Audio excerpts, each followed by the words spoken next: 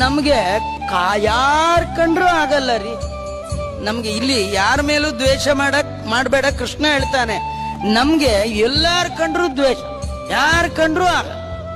ಗಂಡನಿಗೆ ಹೆಂಡತಿ ಕಂಡ್ರಾಗಲ್ಲ, ಹೆಂಡತಿ ಗಂಡ ಕಂಡ್ರಾಗಲ್ಲ, ಗಂಡ ಹೆಂಡತಿಗೆ ಮಕ್ಳು ಕಂಡ್ರಾಗಲ್ಲ, ಮಕ್ಳು ಕಂಡ್ರಿಗೆ ಅಪ್ಪಂಗ, ಅತ್ತೆಗೆ ಸೊಸೆ ಕಂಡ್ರಾಗಲ್ಲ, ಸೊಸೆಗೆ ಅತ್ತೆನ ಕಂಡ್ರಾಗಲ್ಲ, ಶಿಷ್ಯರ್ ಕಂಡ್ರೆ ಗುರುಗಳಿಗಾಗಲ್ಲ, ಗುರುಗಳು ಕಂಡ್ರೆ ಶಿಷ್ಯರಿಗಾಗಲ್ಲ ಅಲ್ವಾ. ಲೇಟಾಗಿ ಪ್ರವಚನ ಬಿಡೋನ್ ಕಂಡ್ರೆ ಆಚಾರ ಕಂಡ್ರೆ ಆಗಲ್ಲ.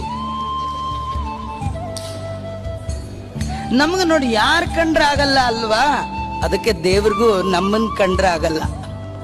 ದೇವ್ರಿಗೆ ಯಾಕೆ ನಮ್ಗೆ ಕಂಡ್ರೆ ಆಗಲ್ಲ ಅಂದ್ರೆ ನಮ್ಗೆ ಯಾರು ಕಂಡ್ರು ಆಗಲ್ಲ. ಹಾಗಾದ್ರೆ ದೇವರು ನಮಗ್ ಬಹಳ ಬೇಕಾದವನಾಗ್ಬೇಕಾದ್ರೆ ನಿಮಗೆ ಬೇಡದೇ ಇರೋರು ಅನ್ನೋರೇ ಇರಬಾರ್ದು, ಎಲ್ಲರೂ ಬೇಕು.